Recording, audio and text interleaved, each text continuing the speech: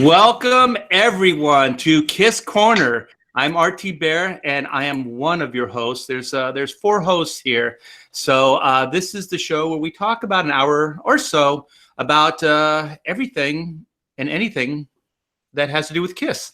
So with me is Kevin Conrad. How are you, Kevin? I'm doing great, man. It seems like it's been like 2 months since we've had this. It's been a long time for us. Has it been 2 weeks or has it been 2 months? I don't know. No. I think it's been like 3 weeks, man. But it seems like an awful long time. It does. And let me introduce Taylor Grosso, aka Tag. Hi, everybody. I'll be here reading your chat, joining the conversation. If you're a Kiss noob, I guess I am too. For like about a year now, getting into this. Fairly noob. So go ahead and join in. Ray Thulu's here. He says it's been almost a month. Oh, jeez. This is weird. We're rusty. We are. Sorry, Ray. Sorry, Ray. We're dusting off the cobwebs right now, Ray. Yeah, putting a little oil in the joints, getting back into it. Yeah, so we have a doozy today for you guys. So it has been a while, but we've been preparing. So we got a lot of fun stuff for you. We had a little clickbaity title there, and we'll explain what that is later. But let's catch up since it's been 3 weeks. What have you been doing, Kevin? Oh, conventions, the convention circuit.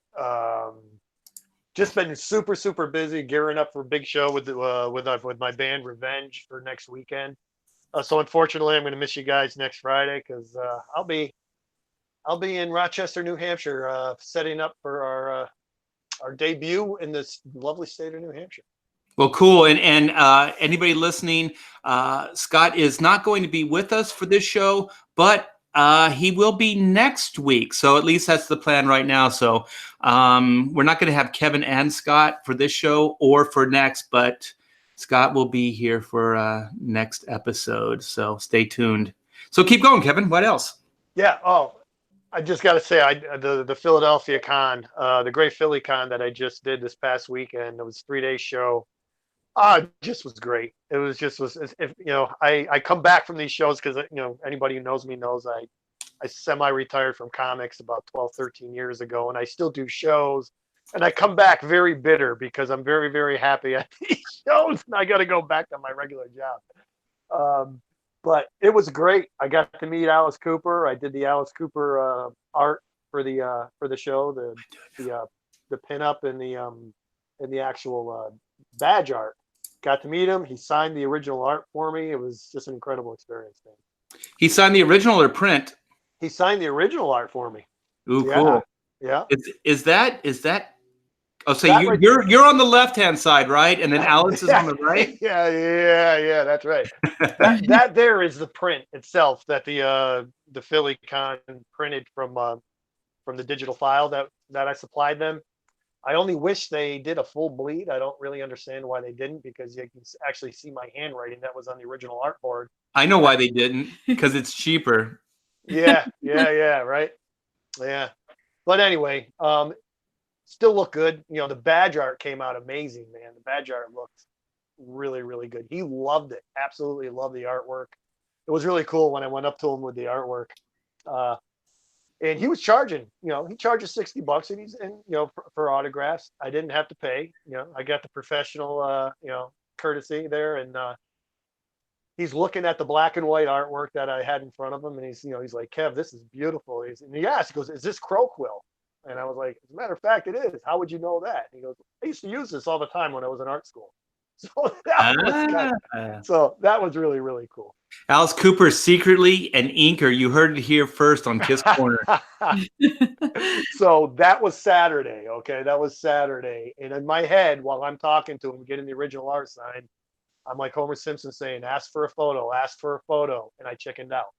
Right. So all Saturday, I'm just very, very, very irritated. I didn't ask for a photo. I said, damn it, I'm going Sunday. I'm going to ask him for a photo. I don't even care if I got to pay for it. I just want a photo with him. And I'm working on this piece, a fan commission while I'm there, and there's a girl in it that I drew. And I'm looking down, I'm at my own table, and there's a gloved hand points at the girl Mhm. and says, "I think I dated her once." And I looked up, and it's him, and he's right in front of my table. And then I had to ask. I said, "Look, I chickened out." I said, "Can I please get a photo with you?" He goes, "Yeah, absolutely." Now I'm fumbling with my camera, my phone, and just so happens this guy I met the day before. He worked for the press there. He was walking by with his digital 35 millimeter camera, and he goes, "I got it, Kev," and he snapped this picture for me, just like that. Ah, perfect. Yeah, yeah. It was meant to be. It was meant to be, man. It really was. It was so freaking cool. He's got my business card now, and who knows, man? He's coming out with an album, so you never The know, next right? album cover, you heard it here. Yeah, Kevin that would be Conrad. awesome. Yeah. No, that's a great pick, man. I'm so jealous. Oh, it was so awesome. A little Kiss connection there too. I actually said to him at my table, I go, "I don't know if you're aware, but I did the entire run of Kiss Psycho Circus," and he goes, "Oh yeah, I know that." And that came out about a month after my Alice Cooper Carnival did. Yeah. and he said, "Seems like Kiss always seems to follow me with something very, very similar." And I was like, "Well, big fan of the band, but they've never been, trendsetters. They've always seemed to be trend followers." And yes, I said that I'm a huge Kiss fan, but I know the deal, man. I see where they get their Man, influence. you sold Kiss out for Alice Cooper. Hey, no, not selling out anything. It's look. I call it as I see it. And when we get to, Well, they're again, I'll say it friends now. again. When we get to Unmasked in our things, you'll see, right? I'm their biggest fan. I'm also their biggest critic, right? So, Okay. right? So love them to death, But I see it. I see what they do. I see what they do with all their albums. We talked about it in all our previous, conversations we've had on here. Well, let's back up. Alice Cooper did have a song called "Only Women Bleed," so Yeah. That's true. so that might be a strike against him. That song is horrible. Oh, come on.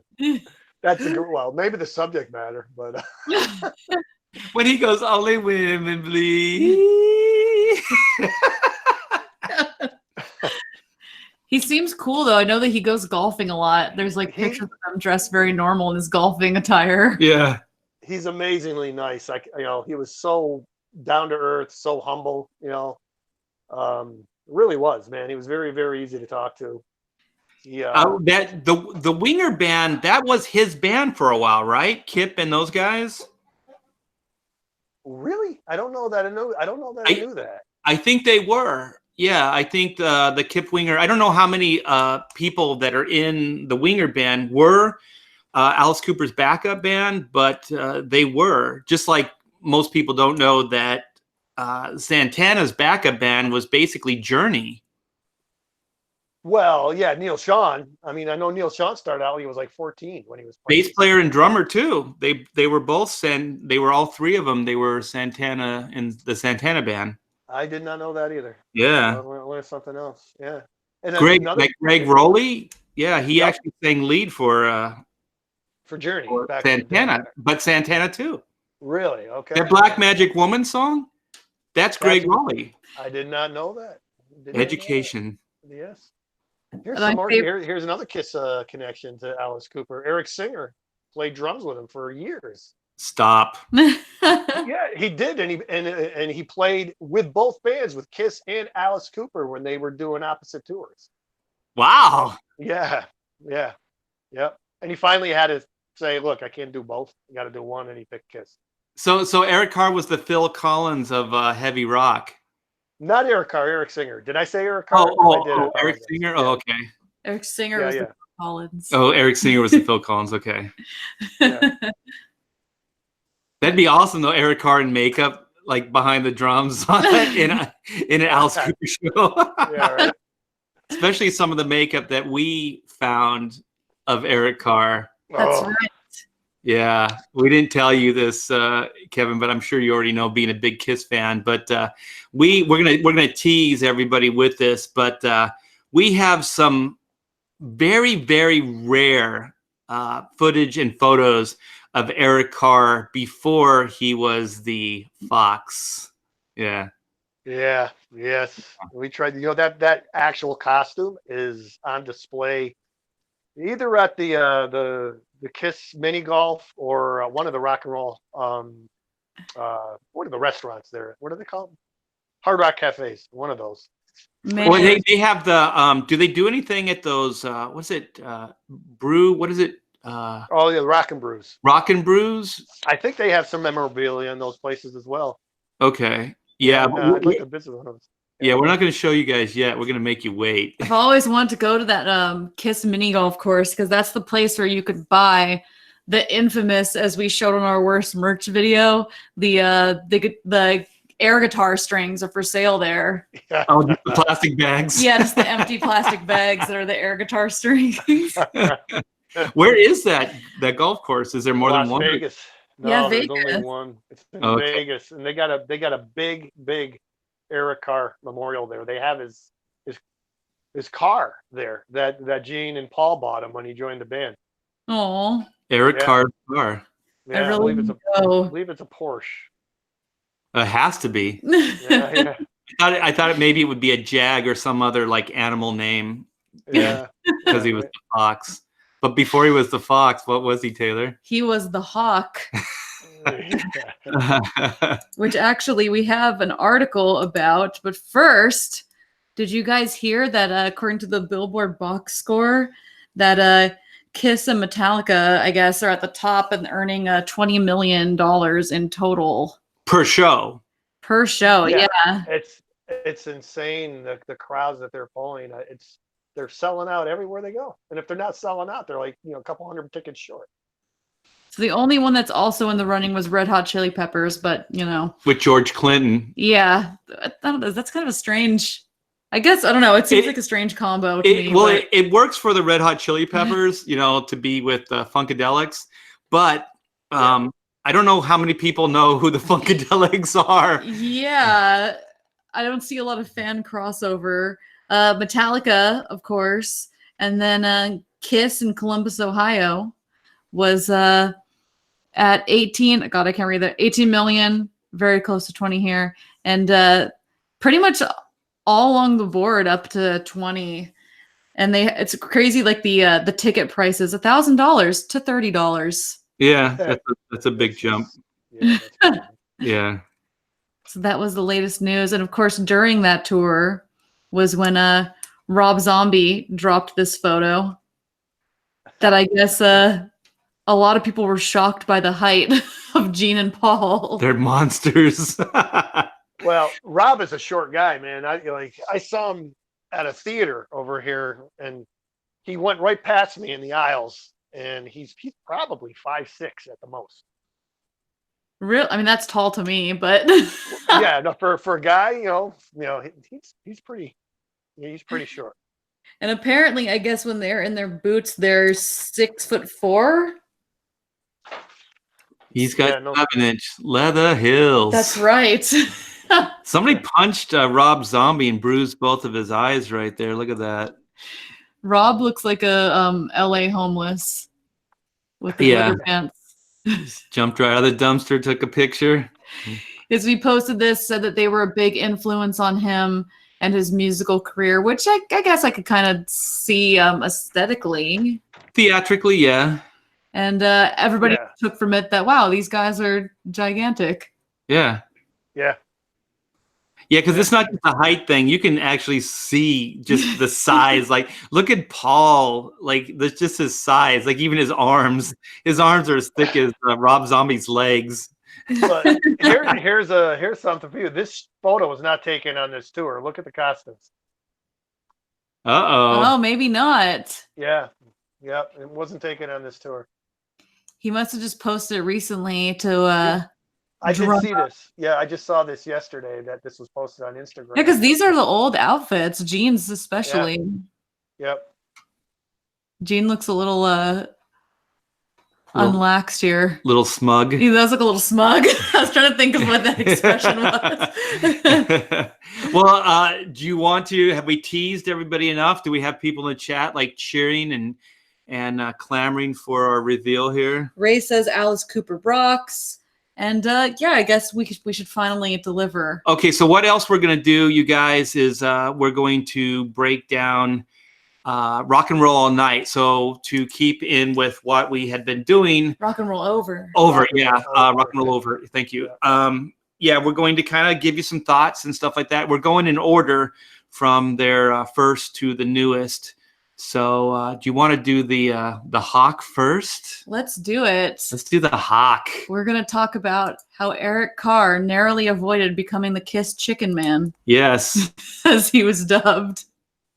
So this article just came out, but I think it's been knowledge for most Kiss fans that Eric, before he was the Fox, was almost the Hawk. So I'll read a little bit of this article.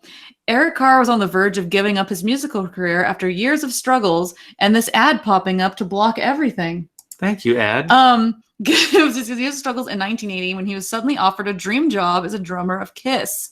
As exciting as this offer surely was for the previously unknown club circuit musician, Carr soon faced his first big challenge: how to avoid going on stage like a giant orange chicken. In addition of Carr's replacement for Peter Criss, masked the first lineup change in the history of Kiss. It was quickly decided he wouldn't assume the Catman makeup worn by his predecessor. Good move. Smart move. That seemed too obvious to us, Paul Stanley explained in his book, Face the Music, and maybe sacrilegious, which is strange now because, but... Yeah, right. So a new character was needed, one that could stand alongside Gene Simmons' Demon, Stanley's Starchild, and Ace Frehley's Spaceman. The first concept, a hawk, sounded great on paper. After all, they're fierce hunters and considered to be among the most intelligent birds in the world. Unfortunately, none of those attributes translated to a usable costume. We had a costume built with a protruding chest and feathers all over it. He painted a beak on his nose, but he looked like a mascot for a high school football team, Stanley recalled. All that was missing were big foam chicken feet. It was horrible. In Greg Prado's book, The Eric Carr Story, Carr's sister Loretta concurred, it didn't look good. She said, he looked like a duck. If you've seen the costume, it looks awful. You would have laughed him right off the stage. It looked like something on Sesame Street. Big Bird. And we have some pictures. Oh, yeah, we do. If you guys would like to see. And that's not one of them. Okay, this is an early shot when they were testing the makeup. My gosh. That's not good. And this was more of a polished version of the makeup. You can see the beak there. I just don't think, unless you're wearing a full cow like Hawkman or something, the beak just does not work painted over a face. No. Do you guys think it's the color of the beak, and if it had just been a black shape? Then it would just look like the Fox makeup, or like a mask. You can almost see the that's wrapped around his eyes and it's coming down his chin bones. Almost looks like a profile of a bird with its wings spread because you can see the head right between. Oh, it does. Oh yeah, it's got the crow logo kind of thing. Yeah, on the face. Yeah. And then of course that's the precursor to the Ankh on what's his name's face. Yeah, it's similar actually, especially in these pictures where you see that they tried to bring the beak kind of up into the eyes and separate the beak because it looked funny because there's a split between the beak that goes down the nose bridge. You can see he doesn't really look that thrilled. No. It's weird they went this direction too because that's a lot of color in comparison to everybody else's stuff. Well, also just being a drummer, he would not be able to drum with that feather suit on. He would just pass out from exhaustion. Oh he my would God. sweat his butt off. So this is what they ended up settling with, thank goodness. Yeah. After the Hawk was abandoned. But we had another picture because me and Art were talking about maybe the color was coming from that they brought in Peter's. Like Peter had the green in Dynasty. I don't know, but here's the full outfit that they had planned originally. Yeah. Yeah. Is this the one that you were talking about, Kevin, that's on display? It is on display somewhere. I don't know where, though. Do you guys think that this concept could have been salvaged in any way? If he was to appear on Sesame Street, yes. They were smart. And I actually really like how the makeup had evolved from the original Fox, where it was all one piece. It almost looked like a Lone Ranger mask. Yeah, I like and that. Then, and then they split it down the middle, like they did with the beak, with the, and it looks more like a fox, you know, like his final makeup, you know. Well, he's got the nose too, so they gave him kind Yeah. of like a you know how like animals they have that black nose Yep. shape. Yeah. So yeah, right on the end exactly. there, yeah, they emulated that. So yeah, I mean it's a pretty smart move. I, the bird thing, I don't know. No, I mean, how do you think this evolved? Do you think they went like, "Hey, Eric, what's your favorite animal?" And then he said, "A hawk." Like, how does this stuff happen? you gotta wonder, man. I have no idea. And then That's a good question.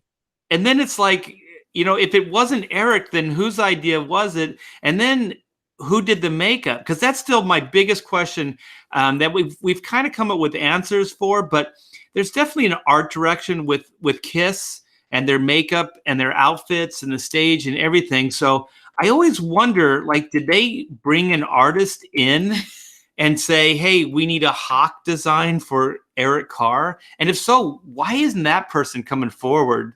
Because if it was you or I, Kevin, we'd be going, "I designed the hawk face for Eric Carr."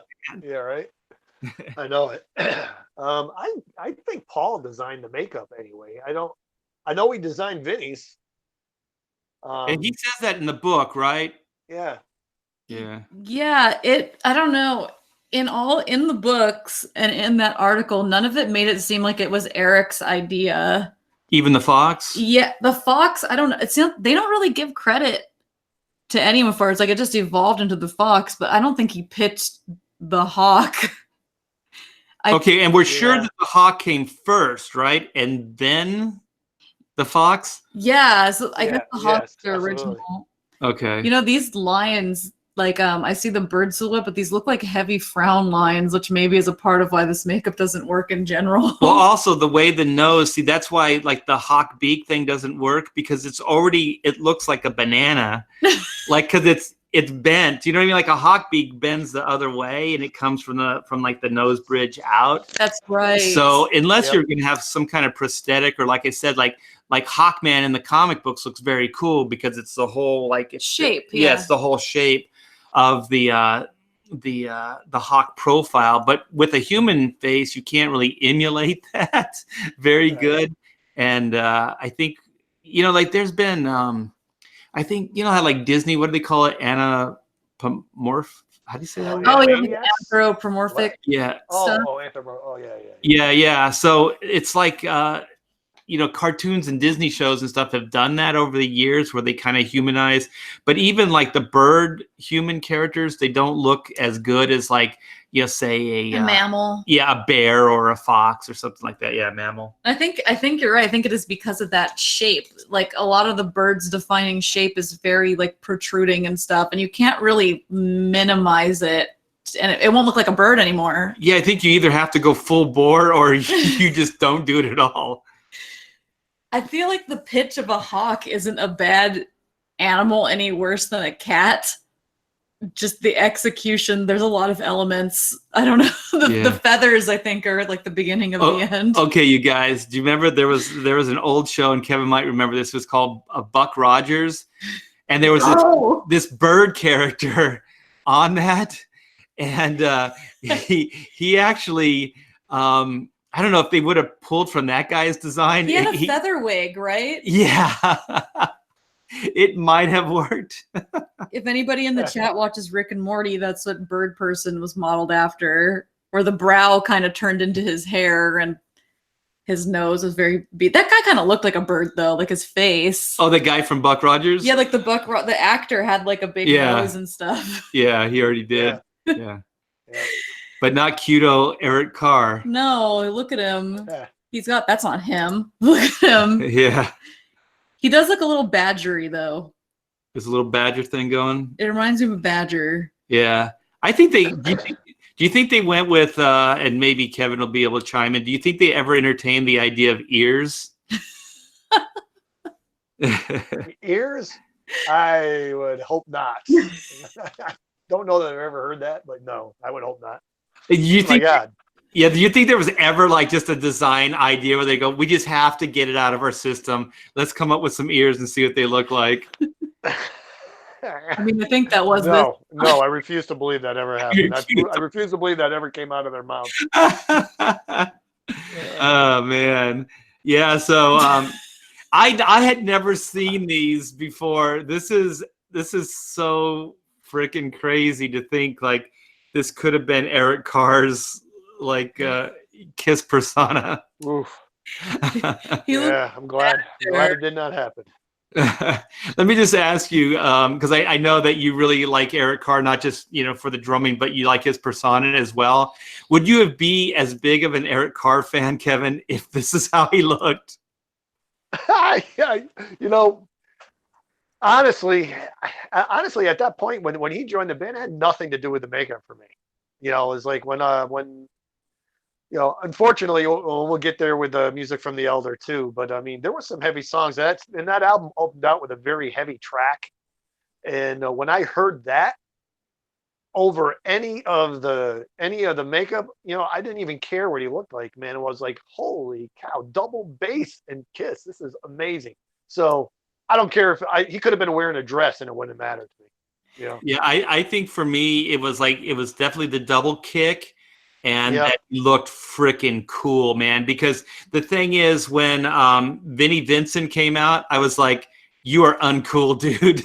Like, that makeup was not cool at all. And he had a cool guitar, but that persona just was not cool. But when Eric Carr came out as the Fox, I was like, yeah, that's working. That's working for me. Ray says he looks so sad in that picture. Yeah, he looks beat up. And he also says, man, with the ears, they would have pulled in the furry fan base. That's exactly where I was going. Yeah. I could definitely see that. The anthropomorphic idea. Yeah, get some ears in there. Yeah. There's something that works with like the Fox concept and then like his like hairy chest and stuff. Yeah. Yeah. He's a furry. The Fox thing suits him way more than like a hawk. I don't know. It's weird. I want to know who pitched it really, because I feel like it was Paul. Who knows? But it actually worked. I'm glad they did it this way. If not, we could have had this. Yeah, this could have been it. Look at the gauntlets. Yeah.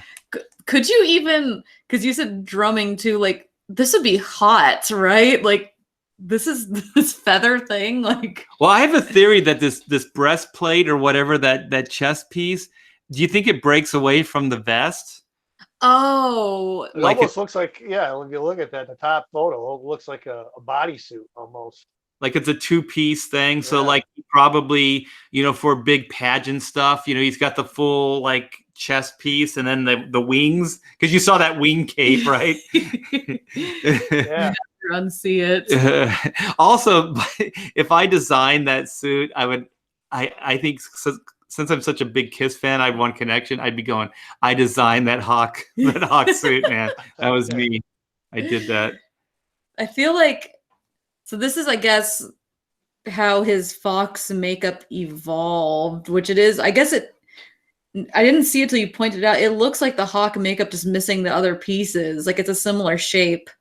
I kind of like the more full black piece, actually. Yeah, but if you look at the one on the right hand side, the top, that's kind of a hybrid of the two, because it splits in the middle, the nose piece. Yeah. And that other color seems more like the secondary color that's in his Fox makeup. Oh yeah. And it does go around. It partially goes around the eye there as well. So that looks like the biggest, like, probably go between the two ideas, maybe.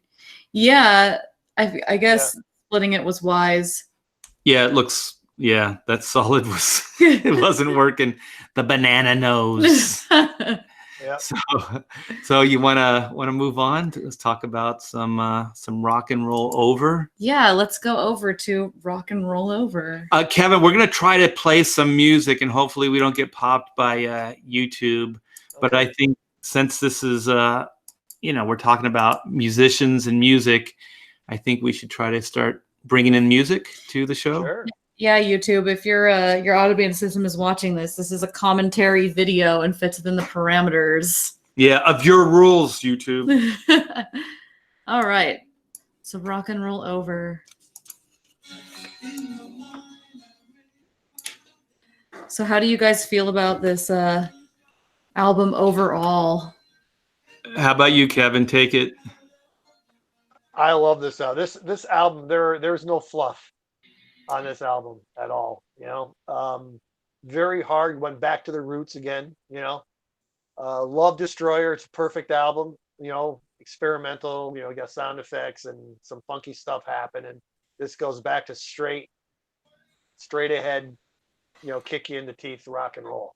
It's When I think of Kiss, I think of this album. Like for me, like if somebody said, what is Kiss? I would give them this album, I think, because I think this is where they got the balance right between the old and then the newer stuff.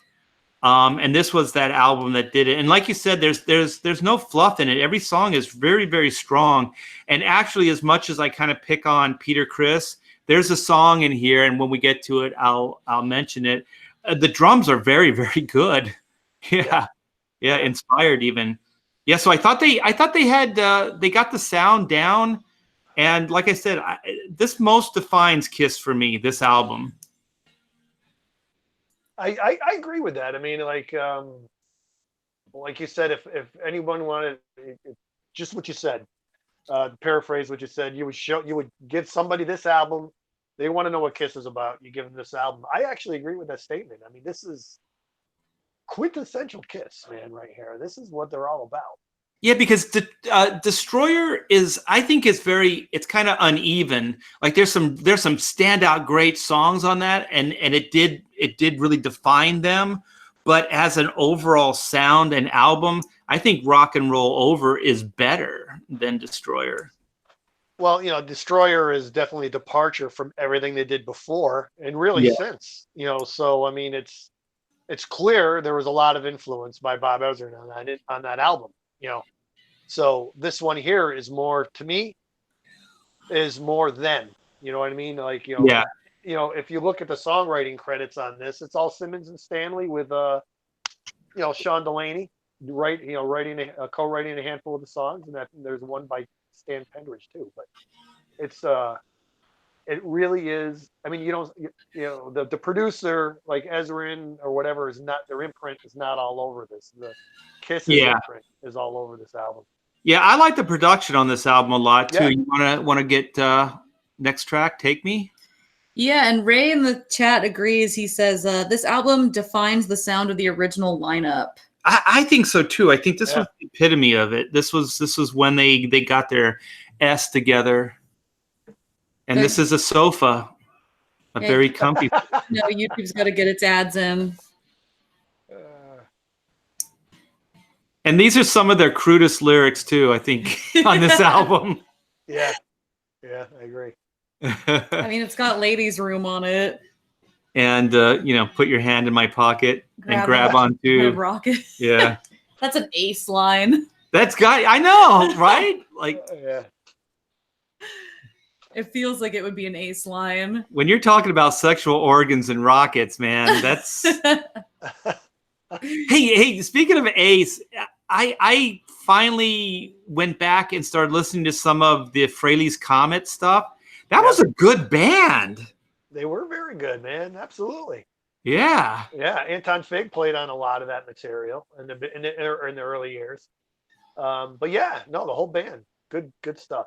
And I like that they had another lead vocalist, so it wasn't always Ace, because I mean Ace's voice suits certain types of songs, but I don't think he could be a front man.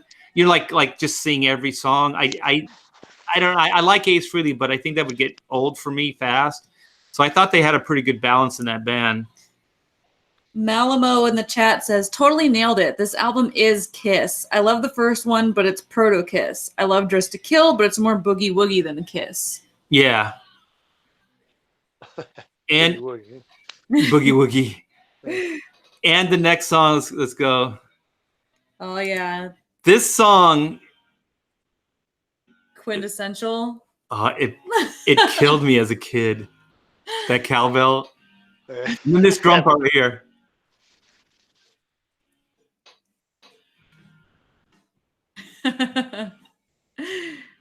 Yeah, when I heard this, I was probably like 12 or 13. I was like, holy crap, this is awesome.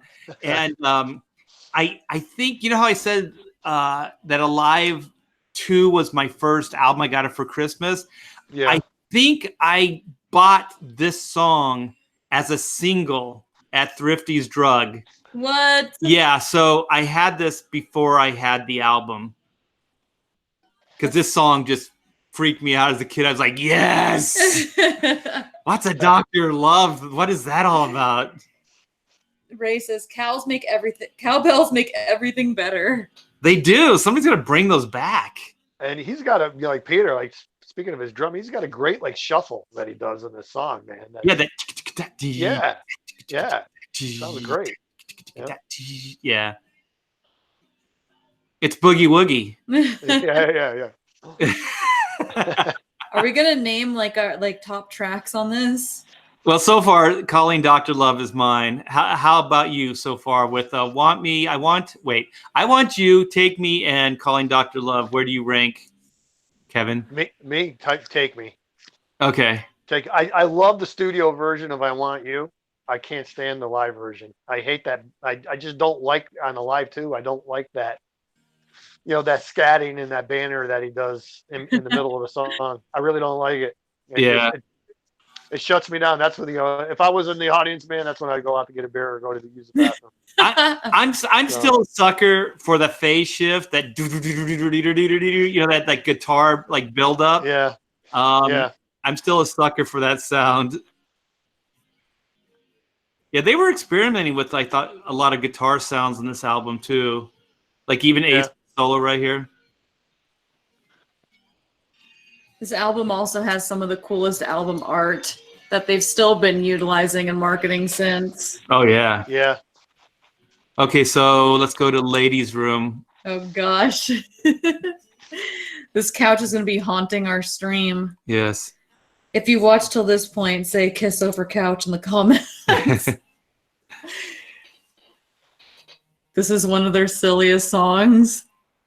That's a nice way of putting it.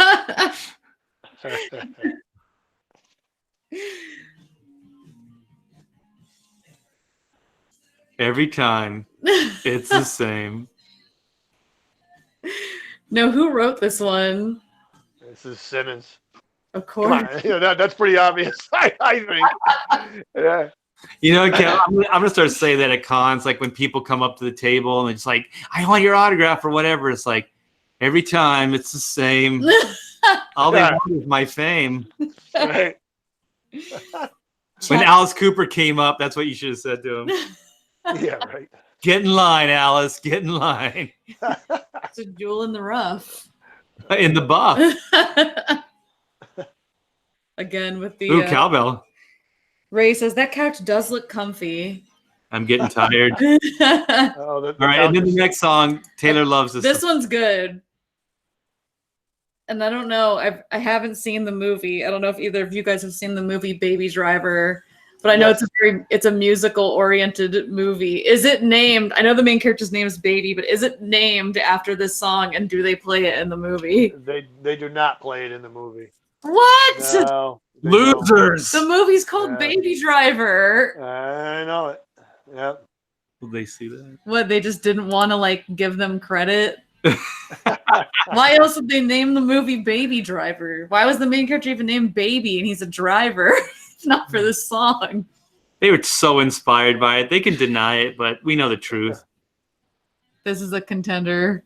This is definitely a contender. Anything with Peter's voice on it, I'm down with that. Yeah, they didn't utilize him enough for the heavy material. This is a great song. He's got that voice, man. He really does.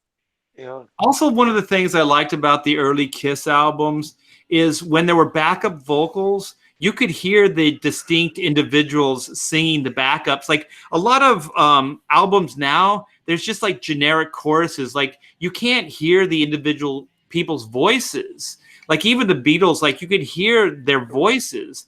And the Kiss backing vocals, you can tell it's them. Like the early albums. And I love it when Peter sings backup on some of the songs. It just really cuts through and it gives it an interesting feel.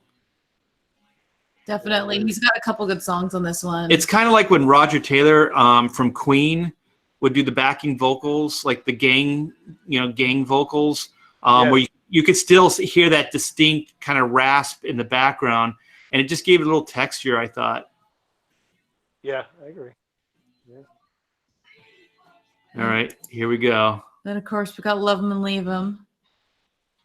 You know, this album I didn't think this album had as many good songs in it as it did. But like once we're going through them, this is a pretty solid album. Yeah, for sure. It may be. I know. I probably always say this whenever we listen to these Kiss albums and do, our little rundowns on the albums. But I don't know. This might be my favorite Kiss album. Yeah, it's one of the better ones. This was for a long time. After this came out, this one ranked for me for a long, long time. Yeah, just as far as putting it down and listening to every song from start to finish, I think it's right now at this moment in time, it's my favorite Kiss album. Yeah, I feel like we've said that about every single one except for oh my gosh, Hotter Than Hell. Hotter Than Hell, yeah. Yeah. Well, that's just art. That album sucks. Ray says this is the best studio album. So this is the best studio album for me. I'm getting there. Yes, it definitely is starting to become mine as well. As far as studio albums, Mr. Speed. Do the girls like the speed or do they like the stamina? yeah, I don't know about the speed thing. That's kind of a weird. Sometimes you gotta F her gently. Sometimes it's right to do. It's just not right. What is that, Tenacious D? Yeah, we're referencing Tenacious D. Kevin's laughing his ass That wasn't just a random observation. Sometimes it's just not right.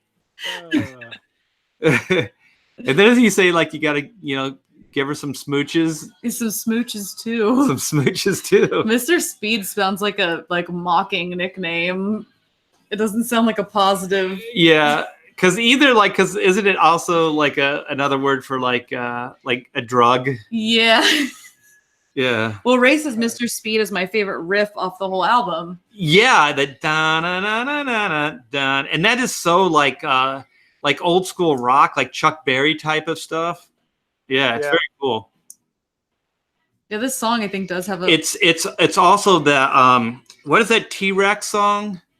Dun dun dun dun dun dun dun dun dun dun dun dun dun. Yeah, if anybody in the chat can think of that T-Rex song, but it's kind of like that kind of riff. Old school. It's old school, man. Yeah. Actually, that song is pretty good. Here we go. See you in your dreams. There's some cool vocal stuff in here. What do you think, Kev? No, there is. This song actually he redid on his solo album. I never understood why. Really?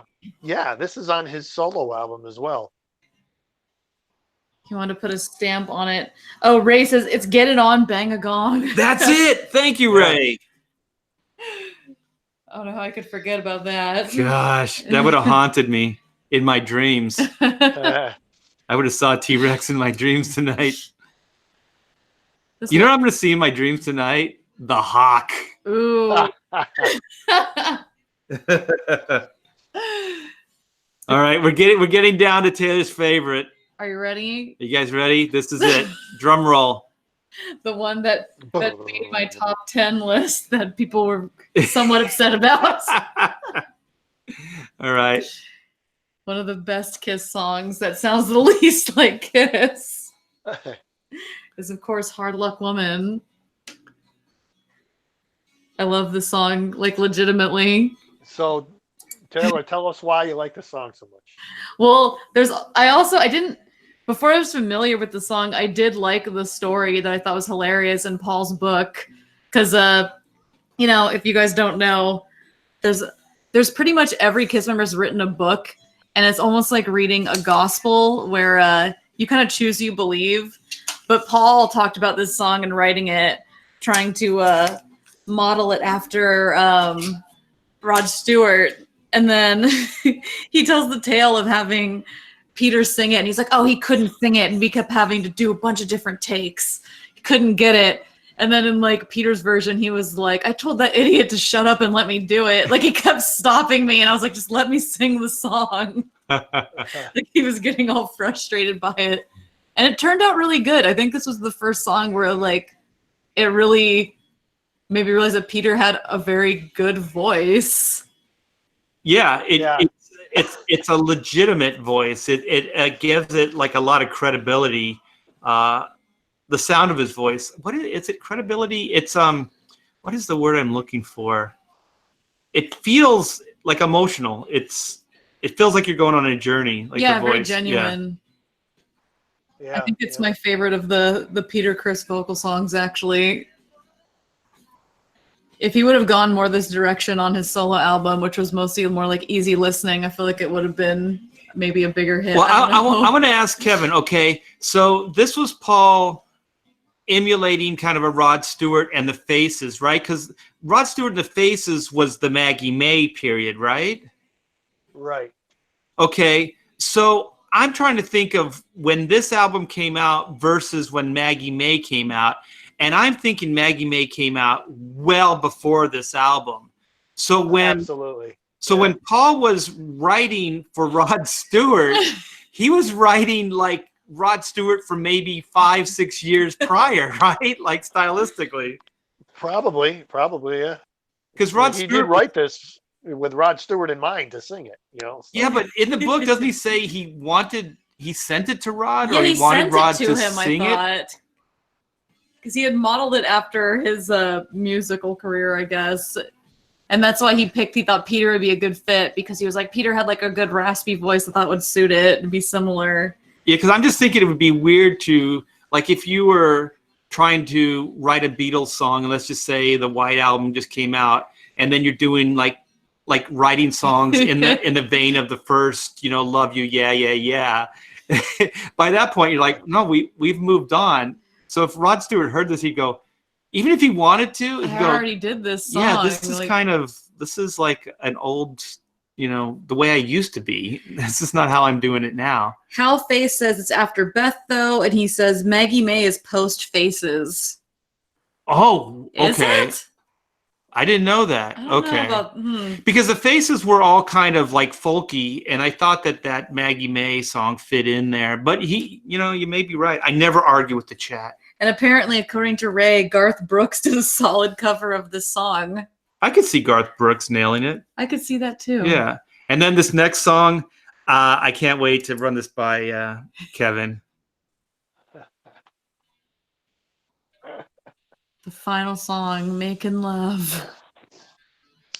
We should turn it up. Celebrate. Turn it up.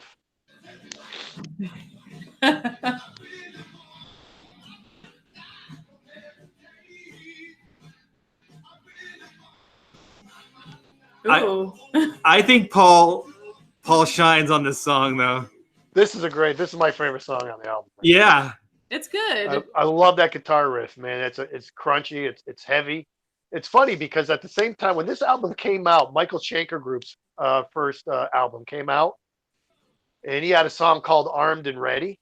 Ooh, yes. The riff is identical, and they both came out like the same year. And they both have like pretty cool like little drum pieces in them as well. Yeah. Yep.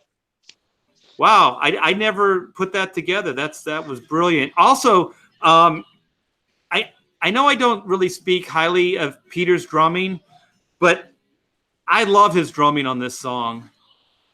Yeah. You stepped it up. Because there's some timing stuff in here that's pretty cool. There is. Not a bad song to close on, too. I think if I played in a Kiss cover band, I don't know, like Revenge, I would want to do this song. Because there's that drum roll towards the end, and we're going to listen to that. Man, I would just so want to do that. And then it goes back into the riff, which I don't know how it's a cool timing thing where right after that long roll, he goes right back into, Is it a pickup beat and then it goes into it, or I don't remember. That's what happens right after that roll. Okay. Yeah. But after the roll, is it a pickup beat, or but- is it just he's just right on the beat again? Yeah, yeah. Yeah. Ooh. Yeah, Paul shreds on this. Yeah, it's a great tune.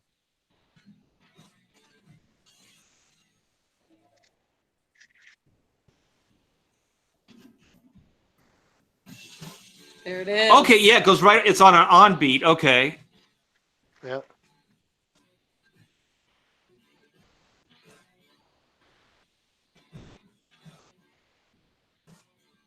He's hitting the toms, the snare toms. It's kind of Eric. They caught all that out on the live version on the live too. Right after the drum solo, they end the song. Not the solo, but the roll. The roll, really? One of my favorite Yeah. parts is the way they go back into the riff. Yeah. Yeah. So that's it, you guys. That's rock and roll over. Yeah. I love this album. Yep. Very good album. As far as ranking, so what albums have we covered so far? We've done. Last week was Alive. We did. Oh my gosh, I'm trying to think of all the ones we've covered because, as far as ranking this one, I want to say this one's probably number one, but we've probably said that at least 3 times before. Well, we did the Kiss album. We did Dress to Kill. We did Hotter Than Hell. Destroyer. We did. I think Live was next, and then we did Destroyer. We kind of glossed over Destroyer. I mean, I think Destroyer is universally held in high regard. Yeah, and we talked a lot prior to that about Destroyer. So was that it? Is that all? That's it so far. Yeah, Yeah, it's all we've done so far. We did not talk about the originals. The original. Remember that? The originals was the very first 3 albums all together in a double gatefold album with its own what do you call it? You know, it had its own almost like a tour book. You know, inside it was a very, very cool thing to have. You know, I don't think they were remastered or anything like that, but they just literally, the record sleeve for each album was the cover of each album. Oh, I see it here. The Originals pack was a re-release of the first 3 albums by the rock band Kiss, Hotter Than Hell and Dressed to Kill. The paper sleeves holding each disc were duplicates of the original album covers. It was packaged with a 16-page history booklet, a color Kiss Army sticker, and a sheet of 6 trading cards. The album was very hard to find completed, often commanding large prices on online auctions. Wait a minute, that came out before Alive? That was 1976. I think it came out the same year. I don't know if it came out before it or after it, but you know what? My guess is it probably came out after it with the success of Alive. You know, Well, if it's 1976 and Alive came out in... Oh, yeah, that's right. No, Alive came out in 75. Yeah, 75. Okay, so 75, it came out right before. Okay. Well, Alive came out before. So Alive Originals was came out before. after. Yeah. Okay, that makes sense then commercially because Right. they were still teetering as far as whether they were going to have a career or not before the Live album. So after the Live, I could see them, you know, re-releasing the original 3 just to get it more exposure. That's smart business too. Yeah. So apparently there's still very if you have a complete set and you have the actual collection as it was marketed, it's very rare right now. So if you have that, you might be in luck. It looks like the cheapest one I can find right now on eBay is $500 used. Wow. Oh man. That's a complete. There's one that's incomplete that I believe doesn't have the tour book, and that is for $100. So they're very expensive. Kevin, do you have one? I absolutely have that. Yeah. Yeah, complete as well. You know. So, do you think Scott has one? oh, I'm sure he does. Yeah. If he has a Kiss trash can, Yes. he has the Yeah. the first 3 albums. What's it called? The Originals? The originals. The new Originals. Wasn't that Was that a Spinal Tap joke, or was that the Beatles' first name? The New Originals. I don't know. Oh no, I think it's Spinal Tap. It's a Spinal Tap joke. Before that, we were the Originals, and then after that, we were the New Originals. Hal says the first albums bombed. They re-released them as the Originals after Alive. Yeah, it makes sense from a business standpoint to give exposure to those first 3 albums instead of re-releasing them individually. Just release them as a 3 album set. That's pretty cool. Yeah, it makes sense. Kiss had some great marketing. Absolutely, man. They certainly did. Yeah, they still do. Yeah. So, do you want to try to wrap this up, or what do you want to do, you guys? Well, what's the next album we're going to be reviewing? Love Gun. Ooh, Love Gun. That'll be an interesting one. Yes. I feel like in some ways we've already heard the precursors to Love Gun with Ladies Room and Making Love, and what was the other one? Room Service. I Want You, Room Service. Yeah. Yeah, but we haven't talked about Plaster Caster. Well, we will next week. Or you guys will anyway. Tune in next week for the Plaster Caster story. What exactly is that song about? We're not going to talk about it yet. Let's do an album. Oh, damn it. I'm going to miss that one too. Oh, well. You're going to miss the lyric breakdown. Yeah. Yeah. I'm sure we'll have a ball with it. So what are you doing next week, Kevin, if you don't mind me asking? Yeah, I'm driving out to Rochester, New Hampshire. We're opening up for Boys Gone Wild, that they're an 80s hair metal band. It's at the Rochester Opera House. Look that up, man. RochesterOperaHouse.com. And you'll see how badass this place is, man. It's a big stage. It's a theater. The seats are like theater seats, but they collapse to a flat floor. And so you can have a floor, mosh pit, whatever you want to call it. But it's going to be a great show. Don't have to bring my drums. I'm using the headliner's drums. It's a good opportunity for us. Get some new fans, get some out of the same area, and hopefully make some new fans. Are you going to do some recording so we can maybe show some of it on Kiss Corner? Yeah, we're working on being that we're not from there and nobody's got a video camera. So when I talked to the band that we're opening for, we're working on something. If we bring an SD card, they'll set up a tripod, center stage, back a ways, and record the whole show for us and give us the SD card back. So if you have a friend, do some handheld stuff. That'd be awesome. Edit all that together. Yeah, that's another thing. Like the one guitarist's wife will be there. The bass player's son will be there. So we're going to mandate that they take video. Try to get it. Nobody ever does it, man. But they really need to go like Facebook Live with it too. So, that'd be cool. Yeah. So anyway, that's what I'm doing next weekend. And it's a Friday actually. So I'll be back home on Saturday, but I'm looking forward to that. Following weekend, I think the following week is Free Comic Book Day, right? May 4th.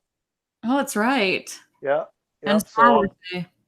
Yeah, I'm guessing at a local comic shop there. The weekend after that, I'll be in Phillipsburg, New Jersey, which is on the Pennsylvania border, for a one-day show on that Sunday for the very first time. I cannot wait. It's been on my bucket list. I'm going to the Frank Frazetta Museum on the way home. So is this a convention, like, because now I'm, so you said shows, so is this a Comic-Con? Yes, I apologize. Okay. Yeah, that's a Comic-Con, Phillipsburg Comic-Con. I'm way home. I'm going to spend the day at the Frank Frazetta Museum on that Sunday. Ooh. Sweet. And then the next weekend, I'm at the Nickel City Con in Buffalo, 3-day show. So we got a busy month. You have to come on Kiss, not Kiss, but Hacks Chat, and we got to interview and just talk about comic books for an hour, because that would be great. I'd love to do that. Yeah, we don't get to talk enough about comic books. You're right. I agree. Yeah. Yes. All right. Well, we sorely miss you, Scott. So we'll have Scott Palacios back again next week. And Kevin has just outlined the next 3 weeks or so of his schedule.